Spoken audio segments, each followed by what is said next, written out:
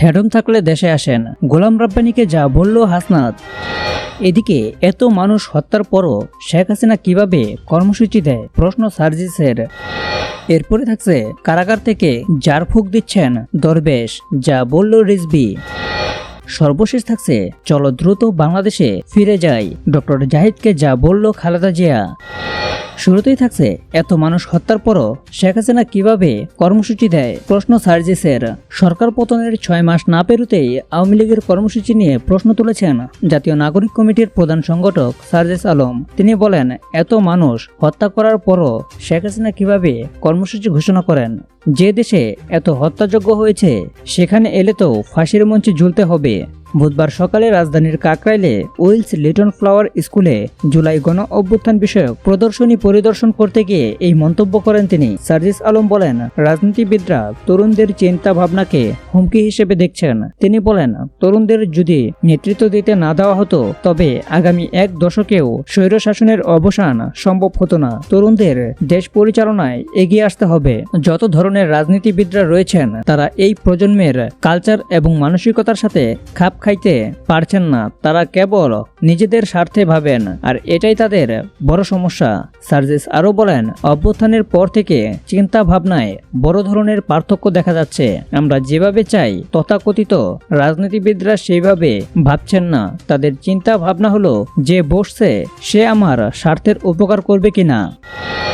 এরপরে থাকছে কারাগার থেকে ঝাড়ফুঁক দিচ্ছেন দরবেশ, যা বলল রিজভী। বিএনপির সিনিয়র যুগ্ম মহাসচিব অ্যাডভোকেট রুহুল কবির রিজভী বলেছেন, গত 1.5 দশকে শেখ হাসিনা নিজেকে ও পরিবারের লোকজনের সমন্বয়ে দেশে গণতন্ত্র কায়েম করেছিলেন। এখন শেখ হাসিনা পাশের দেশ থেকে কর্মসূচির ঘোষণা দিচ্ছেন, আর যে কয়জন ধরা পড়ে জেলখানায় আছেন তাদের মধ্যে একজন দরবেশ সালমান এফ রহমান। তিনি কারাগারে থেকে ঝাড়ফুঁক দিচ্ছেন। তিনি মাঝে মধ্যে জেলখানায় থেকে ঝাড়ফুঁক পাঠাচ্ছেন যে এতগুলো শ্রমিক নেমে গেলেই তো হয়। বুধবার 29 জানুয়ারি দুপুরে রাজধানীর রমনার institution of engineers Bangladesh IEB এর সেমিনার হলে এক অনুষ্ঠানে প্রধান অতিথির বক্তব্যে তিনি এসব কথা বলেন। বিএনপির প্রতিষ্ঠাতা শহীদ রাষ্ট্রপতি জিয়াউর রহমানের 89তম জন্মবার্ষিকী উপলক্ষে এই আলোচনা সভার আয়োজন করে প্রকৌশলীদের সংগঠন association of engineers Bangladesh. Ruhul Kabir Rizvi বলেন, আমি জানি না তাদের বিচার প্রক্রিয়া কিভাবে চলছে, কিভাবে তারা সেখান থেকে বেরিয়ে এই কথাগুলো বলছে। নিশ্চয়ই তাদের নানাভাবে সহায়তা দেওয়া হচ্ছে, তারা সেটির সুযোগ নিয়ে কথাবার্তা বলছে। কারাগারে বিরোধী দলের নেতাকর্মীদের উপর নির্যাতন প্রসঙ্গে রিজভী বলেন, আমাদেরকে কারাগারে নিয়ে মাদকসেবী ও ফাঁসির আসামিদের সঙ্গে রাখা হতো। আমাদের বিরুদ্ধে রাষ্ট্রযন্ত্র ব্যবহার করে নির্যাতন নিপীড়ন করা হয়েছে। শেখ হাসিনার নির্দেশে গুম খুন করা হয়েছে, যা গণমাধ্যমে প্রকাশিত হয়েছে। তিনি রাষ্ট্রীয়ভাবে পৃষ্ঠপোষকতা করছেন। অন্তর্বর্তী সরকারের সংস্কার কার্যক্রম প্রসঙ্গে রিজভী আরও বলেন, সরকার সংস্কারের কথা বলছে ভালো, কিন্তু সংস্কারের নামে আপনারা সময় ক্ষেপণ করবেন না। এমন সংস্কার আনুন যাতে ফ্যাসিবাদ পুনরায় প্রতিষ্ঠিত হতে না পারে। এমন সংস্কার নিয়ে আসুন যাতে মানুষ ন্যায় বিচার পায়। এমন সংস্কার আনুন যাতে ফ্যাসিবাদের কবর রচনা হয়, আর যাতে কোনো ফ্যাসিবাদের জন্ম না হয়। তা না হলে মানুষ ভালোভাবে নেবে না। সর্বশেষ থাকছে চলো দ্রুত বাংলাদেশে ফিরে যাই, ডক্টর জাহিদকে যা বলল খালেদা জিয়া।